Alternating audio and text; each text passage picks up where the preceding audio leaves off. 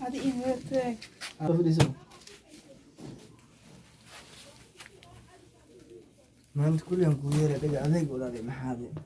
barnaamijkan ku hay dhaga adeeg le alwaan baro ku yeeray marabadaaka ku yeeray ma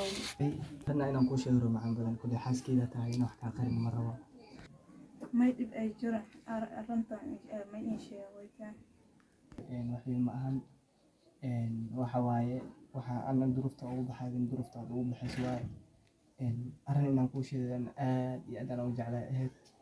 waxaan badan maxaa ka leedahay daan ku sheego ولا هذا شيء غير توقف من كوكوي وواحد كذا.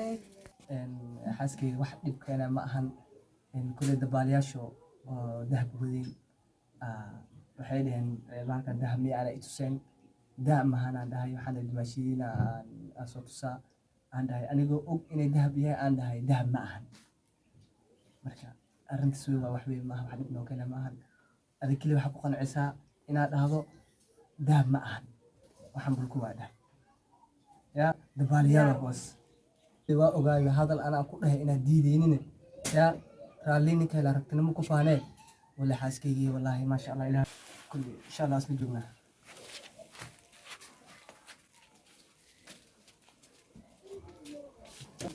wallahi niyo islaanteeda islaam wallahi billah ya dabaalinta iiko bahalka dahab aan dhahay dahab ma aha ya iska dhaaf koont ma ahana soo dhajina baxan le وانا اسلانتي لا wax kasto oo ka dhaadiciye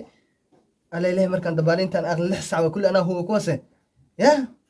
wala islaam waa iska dhaaf ma sha Allah ilaahay idayniyo ilaaha ka atmoge ya warabutulana waa uu hel jannada awlkur waa ogaay ba inay waxan ay may dhihininba ya alxamdulillah ilaahay